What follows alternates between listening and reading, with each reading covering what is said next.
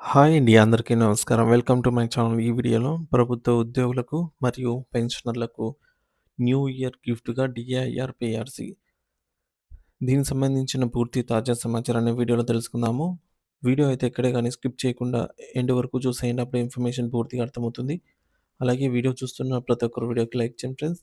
ఈ వీడియోని తోటి ఉద్యోగ పెన్షన్ మిత్రులతో అయితే షేర్ చేయండి. కొత్తగా మన ఛానల్ చూస్తున్నవారు ఇంకా ఎవరైనా సబ్స్క్రైబ్ చేసుకున్నట్లయితే వెంటనే మన ఛానల్‌ని సబ్స్క్రైబ్ చేసుకోండి. సో, దీని ద్వారా నేను చేసే లేటెస్ట్ వీడియోస్ అన్నీ మీ వరకు రీచ్ అవుతాయి. ఇక ఆలస్యం చేయకుండా వివరాల్లోకైతే వెళ్ళిపోదాము.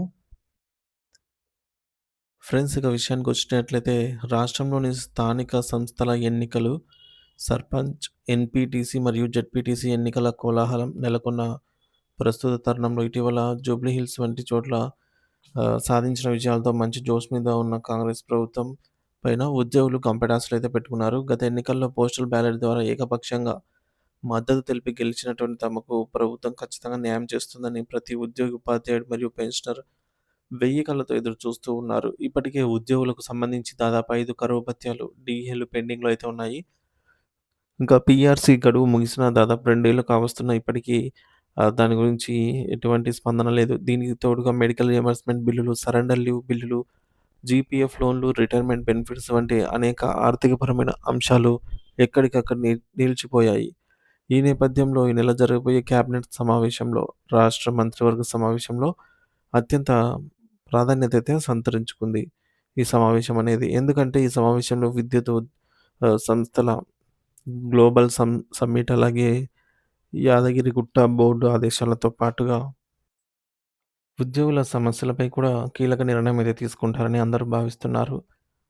ప్రధానంగా పీఆర్సీ విషయంపై తీవ్ర ఉత్కంఠత నెలకొంది. ఐఏఎస్ రిటైర్డ్ అధికారి ఎన్.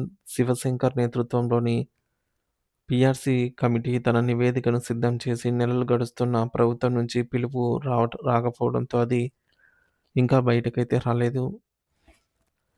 ఉద్యోగ సంఘాలు పెరుగుతున్న ద్రవ్యోల్బణం, జీవన వ్యయాల దృష్ట్యా 51% ఫిట్‌మెంట్ ఇవ్వాలని డిమాండ్ చేస్తున్నాయి.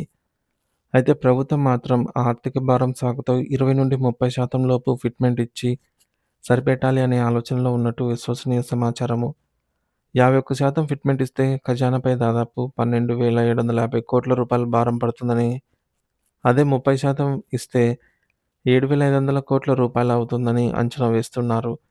దాదాపుగా 4,00,000 కోట్ల బడ్జెట్ ప్రవేశపెడుతున్నటువంటి ప్రభుత్వం సంక్షేమ పథకాలైనటువంటి ఇందిరమ్మ ఇల్లు పథకము, రైతు భరోసా, రుణమాఫీ వంటి వాటికి లక్షల కోట్లలో కేటాయిస్తున్నప్పుడు ఆ పథకాలను క్షేత్రస్థాయిలో ప్రజల్లోకి చేరవేసి రాత్రింబవళ్ళు అంటే ఆహ్, కష్టపడుతున్నటువంటి తమకు న్యాయం చేయడానికి వెనుకాడటం సరికాదని ఉద్యోగులు ఆవేదన వ్యక్తం చేస్తున్నారు. సంక్షేమం ఎంత ముఖ్యమో యంత్రాంగం యొక్క సంక్షేమం కూడా అంతే ముఖ్యమని వారు గుర్తు చేస్తున్నారు. జనవరిలో నూతన సంవత్సరం కానుకగానైనా ప్రభుత్వం శుభవార్త చెప్తుందనైతే ఆశిస్తున్నారు. అయితే రాబోయే నెలలో స్థానిక సంస్థల ఎన్నికల కోడ్ అడ్డంకిగా మారే అవకాశం ఉన్నందున అంతకంటే ముందే లేదా కొత్త ఏడాది ప్రారంభంలోనైనా ప్రభుత్వం స్పష్టమైన ప్రకటన చేయాల్సి ఉంది. ఉద్యోగ సంఘాల జేఏసీ నాయకులు కూడా కేవలం ప్రభుత్వానికి అనుకూలంగా వ్యవహరించకుండా ఇప్పటికే చీలిపోయిన పెన్షనర్ల సంఘాల ఆవేదనను అర్థం చేసుకొని సమైక్యంగా ప్రభుత్వంపై ఒత్తిడి తెచ్చి 50%కి తగ్గకుండా ఫిట్‌మెంట్ సాధించాల్సిన అవసరమైతే ఉంది. ప్రభుత్వం ఇప్పటికైనా కాలయాపన చేయకుండా ప్రభుత్వ సంఘాలు చర్చలు జరిపి రెడీగా ఉన్న పీఆర్సీ నివేదికను తెప్పించుకొని ఉద్యోగుల మనస్సు నొప్పించకుండా గౌరవప్రదమైన ఫిట్‌మెంట్ ప్రకటించాలి. లేదంటే రాబోయే ఎన్నికల్లో ఉద్యోగుల అసంతృప్తికి ప్రభుత్వానికి ఇబ్బందికరంగా మారే ప్రమాదం లేకపోలేదు. మొత్తానికి జనవరిలో పీఆర్సీ రూపంలో ఉద్యోగులకు గుడ్ న్యూస్ అందుతుందనైతే వారి ఆర్థిక కష్టాలు తీరుతాయనైతే ఆశిస్తున్నారు.